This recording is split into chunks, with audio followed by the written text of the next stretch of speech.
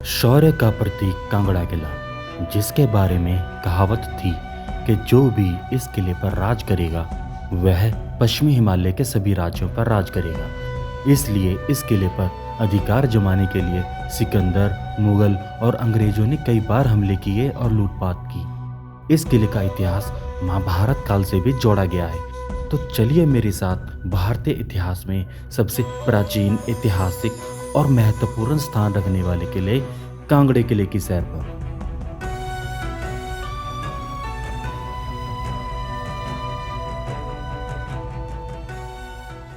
सबसे पहले बताना चाहूँगा कि ये किला हिमाचल प्रदेश के कांगड़ा डिस्ट्रिक्ट में स्थित है, जो कि हिमाचल के सबसे पॉपुलर टूरिस्ट डेस्टिनेशन धर्मशाला से केवल 20 किलोमीटर की दूरी पर है और दिल्ली से ये 450 किलोमीटर की दूरी पर है। भारतीय इतिहास में इस किले का बहुत ही महत्वपूर्ण स्थान रहा है और इस किले को भारत के सबसे प्राचीन किलों में से एक माना गया है। सर्वप्रथम इस किले की नींव कटोच वंश के प्रथम राजा सुशर्मा चंद कटोच के पुत्र ने रखी थी। कहा जाता है कि राजा सुशर्मा चंद महाभारत में कौरवों की तरफ से युद्ध लड़े थे। इस बात को माने तो इस किले का इतिहास 3500 वर्ष से भी पुराना है। दोस्तों, यह किला अपने अंदर कई कहानियों और रहस्यों को समेटे हुए है, जिसके बारे में मैं आपको आगे वीडियो में बताता हूँ। फिलहाल हम पहुंच चुके हैं किले के प्रथम द्वार पर, जिसका निर्माण सिख साम्राज्य के राजा महाराजा रंजीत सिंह ने अपने कार्यकाल के दौरान करवाया था। महाराजा रंजीत सिंह ने 1809 में इस किले को अपने अधिकार में लिया था।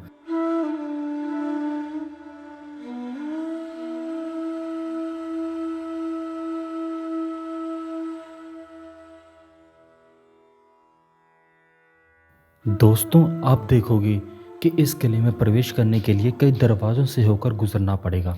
इसका कारण ये है कि जितने भी शासकों ने इस किले पर कब्जा किया, उन्होंने सभी ने अपने नाम का यहाँ पे एक द्वार बनवाया। दूसरा दरवाज़ा एक तंग रास्ते से होकर गुजरता है। इस दरवाजे का नाम आहिनी दरवाज़ा है। इस दरवाजे को किसी मुगल शासक द्वारा उसके कार्यकाल में बनवाया गया था। किले में ये दरवाजे जीत के प्रतीक के रूप में बनाए गए थे। इस दरवाजे को क्रॉस करने के बाद हम देखते हैं कि यहाँ की दीवारों में अजीब सी संकीर्ण खिड़कियाँ बनी हुई हैं, जिनका उपयोग संभवतः सैनिकों द्वारा शत्रुओं पर आक्रमण करने के लिए किया जाता रहा होगा। तो अब हम आ चुके हैं किले के तीसरे दरवाजे की ओर। इसका निर्माण भी किसी मुगल शासक द्वारा करवाया गया था। दरवाजे का नाम अमीरी दरवाज़ा है। थोड़ी और आगे पहुंचने के बाद हम पहुंचते हैं मुगल बादशाह जहांगीर द्वार। ये द्वार जहांगीर ने कांगड़े किले पर जीत के प्रतीक के रूप में बनवाया था। इतिहासकारों के अनुसार अकबर, जो कि मुगलों का सबसे बड़ा बादशाह था, उसने 52 बार कांगड़े किले पर आक्रमण किया था, परंतु वह 52 बार ही वह युद्ध में हारा था।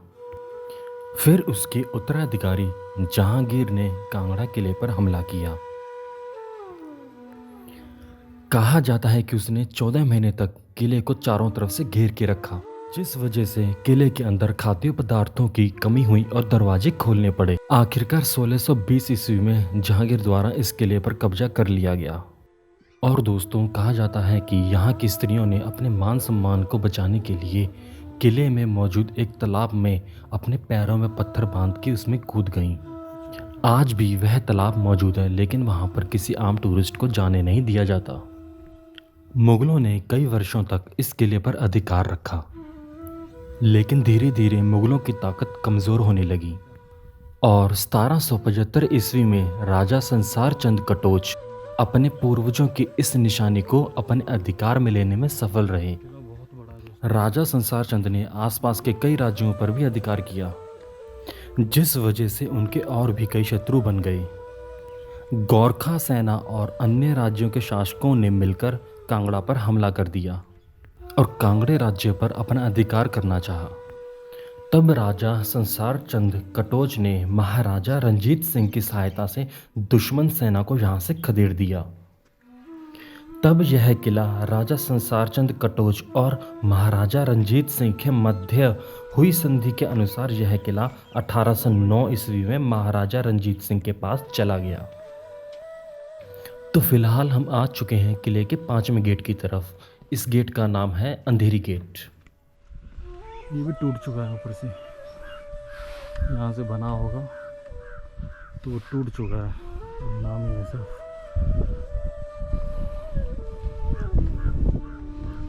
दोस्तों, महाराजा रंजीत सिंह के शासन के बाद यहाँ पर अंग्रेजों ने भी शासन किया। तो अब हम आ चुके हैं किले के सबसे पुराने दरवाजे की तरफ, जिसका नाम है दर्शनी दरवाज़ा। इस दरवाजे में से सिर्फ एक टाइम पर एक ही व्यक्ति निकल सकता है। तो यहाँ पे गंगा माता की मूर्ति बनी हुई है और जमुना जी की। तो इन्होंने भी काफ़ी कुछ देखा होगा।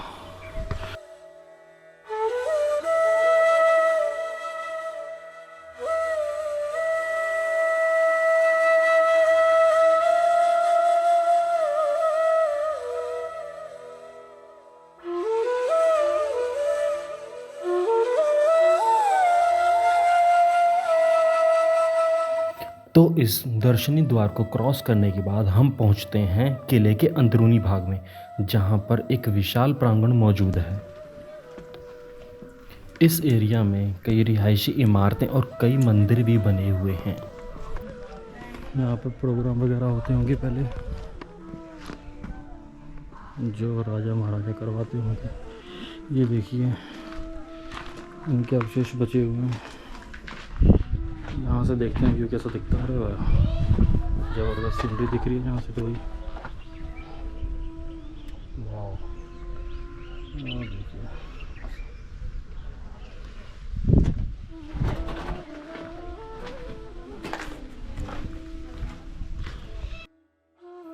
दोस्तों, इस एरिया में कई मंदिर भी मौजूद हैं, जैसे जैन मंदिर, कटोच वंश की कुल देवी अंबिका देवी का मंदिर और लक्ष्मी नारायण मंदिर। तो दोस्तों, पहले हम जैन मंदिर देखेंगे। इस जैन मंदिर में भगवान आदिनाथ जी की मूर्ति को रखा गया है। कहा जाता है कि यह मूर्ति 5000 वर्ष पुरानी है।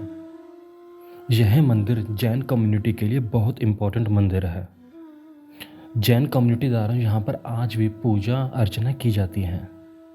दोस्तों, कहा जाता है कि यह मंदिर उस समय बनाया गया था जब भगवान आदिनाथ जीवित थे।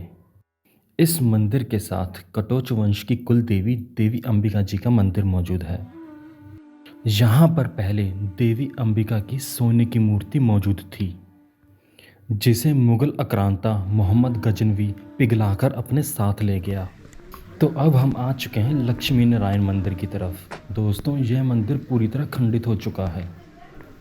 अब केवल इस मंदिर के अवशेष मात्र ही बचे हुए हैं। मुगलों के आक्रमण और 1905 में आए भयंकर भूकंप के कारण यह मंदिर पूरी तरह तहस नहस हो चुका है। सिर्फ एक पिछली दीवार ही मंदिर की मौजूद है, जिससे अंदाज़ा लगाया जा सकता है कि यह मंदिर अपने असली रूप में कितना भव्य हुआ करता होगा। दोस्तों, हम देख सकते हैं कि यहाँ के पत्थरों और दीवारों पर की गई बारीक नक्काशी कितनी खूबसूरत है। ये अंदाज़ा लगाना बिल्कुल भी मुश्किल नहीं है कि ये मंदिर जब अपने असली रूप में होगा, पूर्ण रूप में होगा, तो कितना खूबसूरत और भव्य होगा। कहा जाता है कि इस मंदिर की दीवारों में मूर्तियां हुआ करती थीं, जिसे मुगलों द्वारा तोड़ दिया गया था। कहा जाता है कि यहाँ पर मौजूद मूर्तियां सोने, चांदी, हीरे मोती से जड़ी हुआ करती थीं। इतने सारे आक्रमण और भूकंप को सहने के बाद भी यह मंदिर अपनी सुंदरता को बखूबी बयान कर रहा है, सिर्फ एक दीवार की मदद से।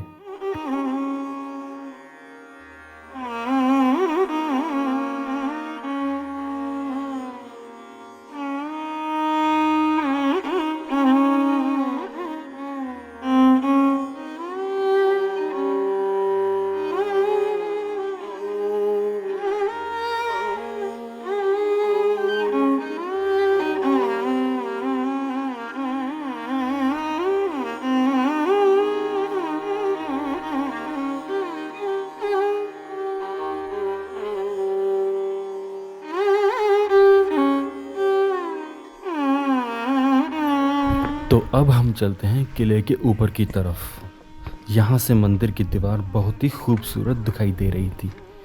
मेरे मन में बार बार ये विचार आ रहा था कि हमारे धर्म और आस्था को कितनी बार चोट पहुँचाई गई है। तो खैर किले का ऊपर का हिस्सा देखते हैं हम। टूट चुका है। तो ये सीढ़ियाँ हमें किले के सबसे ऊपर की तरफ लेके जाती हैं, जहाँ पर पहले कभी 7 मंजिला इमारत हुआ करती थी। तो पहले हम सीढ़ियों के रास्ते में आने वाले इन कमरों को देखते हैं। दोस्तों हम देख सकते हैं कि यहाँ का आर्किटेक्चर कितना वेल प्लान्ड था। दोस्तों इतिहासकारों के अनुसार इस किले पर सबसे पहला आक्रमण 1009 ईस्वी में महमूद गजनवी द्वारा किया गया था। और दोस्तों वह अपने साथ इतना ज़्यादा सोना चांदी हीरे मोती यहाँ से ले गया कि हाथी घोड़ों ऊँटों की पीठ पर भी न समाये, इतना ज़्यादा यहाँ से ले गया वह। कहा जाता है कि यहाँ खजाने से भरे 21 कुएं मौजूद थे, जिनमें से 8 कुओं को तो लूटने में महमूद गजनवी सफल रहा, 5 कुओं को अंग्रेज़ों ने लूट लिया और बाकी बचे 8 कुएं इस किले में आज भी मौजूद हैं, जिनका आज तक नहीं पता लग सका है। दोस्तों आज भी वह कुएं खजाने से भरे हुए हैं। तो अब हम आ चुके हैं किले के सबसे ऊपर की तरफ। यहाँ पर पहले कभी 7 मंजिला का महल हुआ करता था, जिसके कि अब सिर्फ अवशेष ही बचे हुए हैं। जिस किले ने सदियों तक अनेकों युद्धों का सामना किया, दुश्मनों का सामना किया, वह 1905 में आए भयंकर भूकंप के सामने टिक ना सका।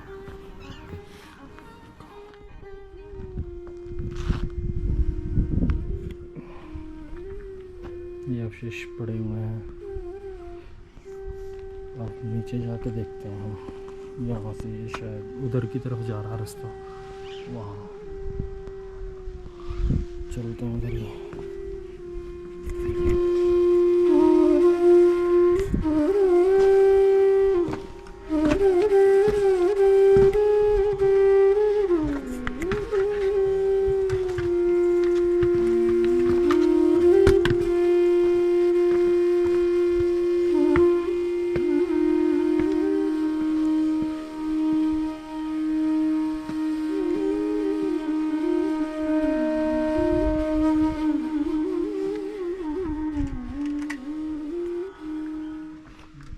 उन्नीस 1905 में आए भूकंप के कारण यह किला पूरी तरह तहस नहस हो चुका था, लेकिन यहाँ 2 ऐसे खंभे भी मौजूद हैं जिन पर इस भूकंप का कोई असर नहीं हुआ।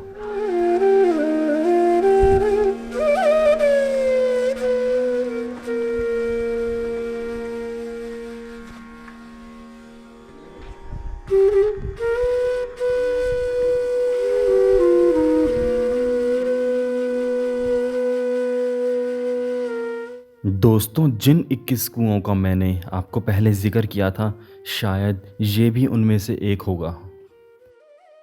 दोस्तों इस तरह के 21 कुएं थे जो कि खजाने से भरे हुआ करते थे, जिनमें से 8 कुओं को तो मुग़लों ने लूट लिया, 5 बाद में अंग्रेज़ों ने लूट लिए और बाकी बचे 8 आज भी मौजूद हैं, जिनका आज तक कुछ पता नहीं लग सका है। इस एरिया में कुछ कमरों के अवशेष बचे हुए थे, जिनमें शायद यहाँ की सेना और प्रजा रहा करती होगी। दोस्तों आपको क्या लगता है यहाँ पर पहले क्या होगा? कमेंट करके ज़रूर बताइएगा। कमरों का साइज़ बहुत छोटा था, यहाँ पर सिर्फ एक कमरे में एक व्यक्ति ही रह सकता था। देखने में मुझे ये एक प्रकार की जेल भी लग रही थी, लेकिन मुझे इस बात का कंफर्म नहीं है ये यहाँ पर था क्या। तो अब हम वापस चलते हैं किले के सबसे ऊपर की तरफ। दोस्तों इस एरिया की सभी इमारतें टूट चुकी हैं। यहाँ पर एक सूखा कुंड भी मौजूद था, जिसमें कि शायद पहले पानी को स्टोर करके रखा जाता होगा।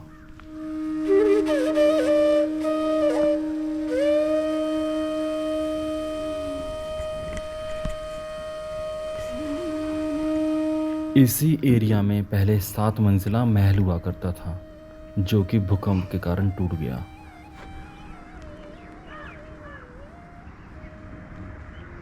मौसम साफ नहीं है, नहीं तो यहाँ से ना बड़े बड़े पहाड़ दिखते हैं बर्फ़ वाले, बहुत ही खूबसूरत दिखता है यहाँ से।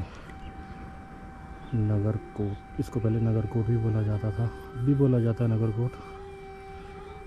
कोट का मतलब किला, और यहाँ पे एक नगर बसा करता था, तो यहाँ पे तो इसको नगरकोट बोला जाता है। और कांगड़ा भी।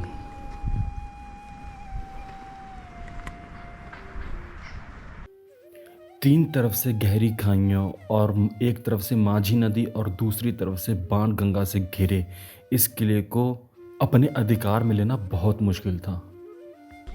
यहाँ पर भी इमारतों के कुछ अवशेष मौजूद हैं।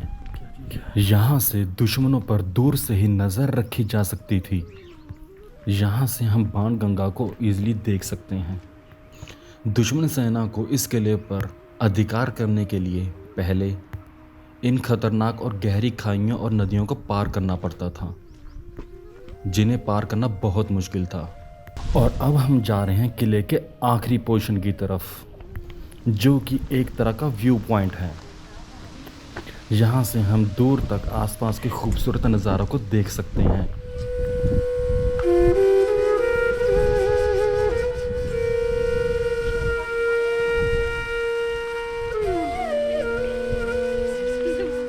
अगर यहाँ 1905 में आए भूकंप ने तबाही ना की होती तो ये भारत का सबसे पुराना किला होने के साथ साथ भारत का सबसे खूबसूरत किला भी होता। ये देखिए, यहाँ से दोनों नदियाँ एक साथ दिख रही हैं, माझी नदी और बाणगंगा। और यहाँ पे किला। दोस्तों, ये किला अब ASI archaeological survey of India और रॉयल फैमिली कटोच के अंडर है, जिनके पूर्वजों ने इस किले का निर्माण करवाया था।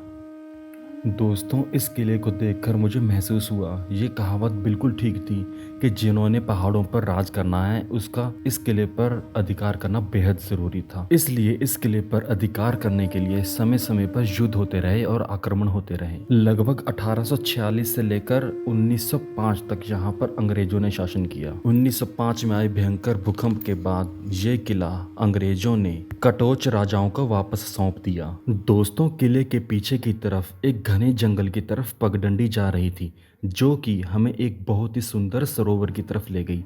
यह सरोवर पौड़ीनुमा बना था, जो कि बहुत खूबसूरत था। कहा जाता है कि चाहे कितनी भी बारिश हो, इस कुंड में कभी पानी नहीं भरता। और दोस्तों, मैं आखिर में कहना चाहूँगा कि लाइफ में आगे ज़रूर बढ़ें, लेकिन हमें अपने साथ इतिहास और इतिहास से जुड़ी चीज़ों, धरोहरों को हमेशा याद रखना चाहिए और उनका बचाव करना चाहिए, क्योंकि यही चीज़ें होती हैं जो हमें एहसास करवाती हैं कि हमारी भारतीय संस्कृति, कला, वास्तुकला, विज्ञान उस समय से कितनी आगे थी। जय हिंद दोस्तों, धन्यवाद। आज की वीडियो कैसी लगी दोस्तों, कमेंट करके ज़रूर बताइएगा और इस वीडियो को शेयर करना बिल्कुल ना भूलें। धन्यवाद।